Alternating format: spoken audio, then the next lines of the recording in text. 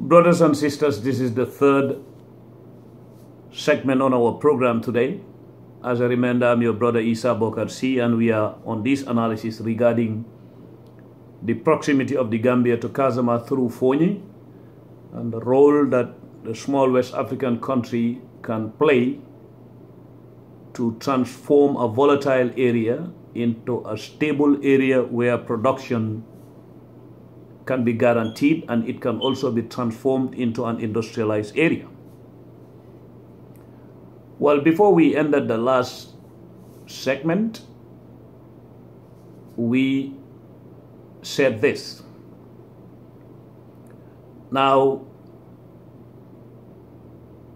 the spokesperson of the MFDC, well, that's what we will call him, but because that's what he is called in the interview with the Senegalese professor and journalist Tunkara,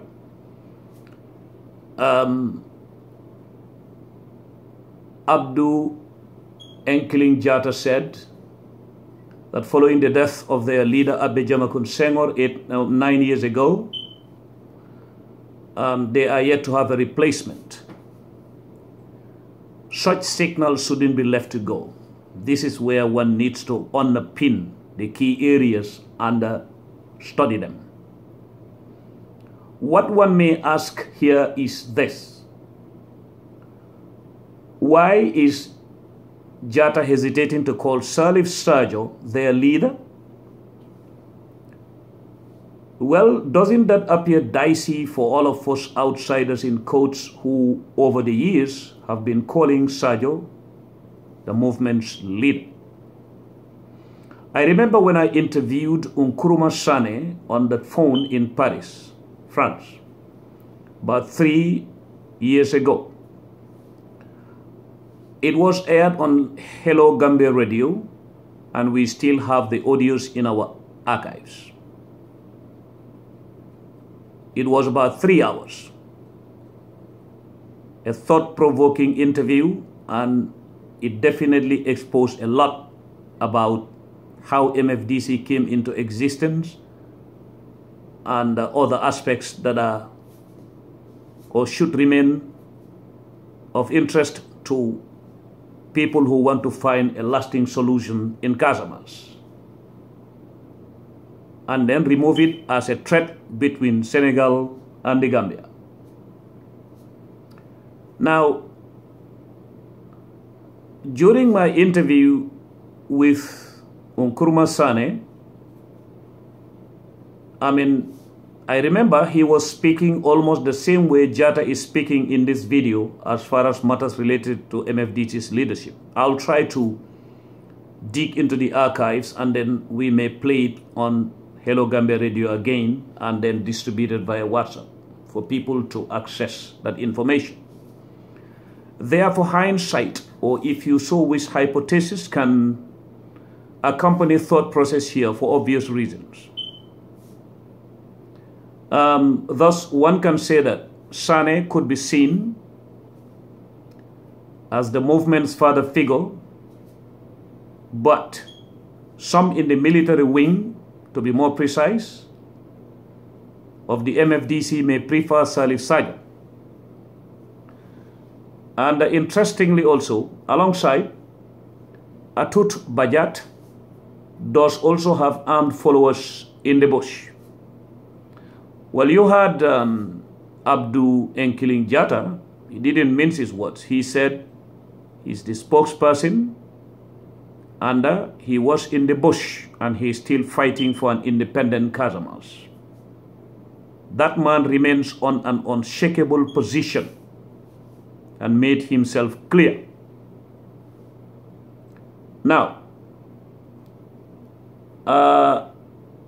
for us now, what we may deduce is that he is signaling 3 wings, where 2 are visible and active militarily, and the other one is of course not invisible but not active militarily. The one that is not militarily active calls itself the political wing.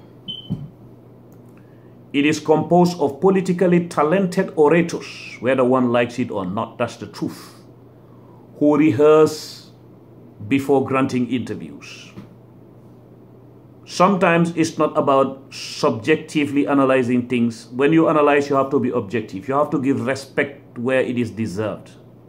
These people are no fools. The faster we accept that, the better. It is composed of politically talented orators who rehearse before granting interviews because they know their subject, but they refresh their memories on that subject all the time. Okay?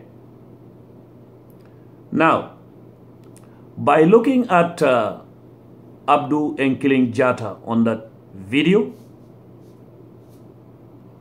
before the camera, you can deduce more than what he said, depending on one's approach or one's experience, professionally, and the like.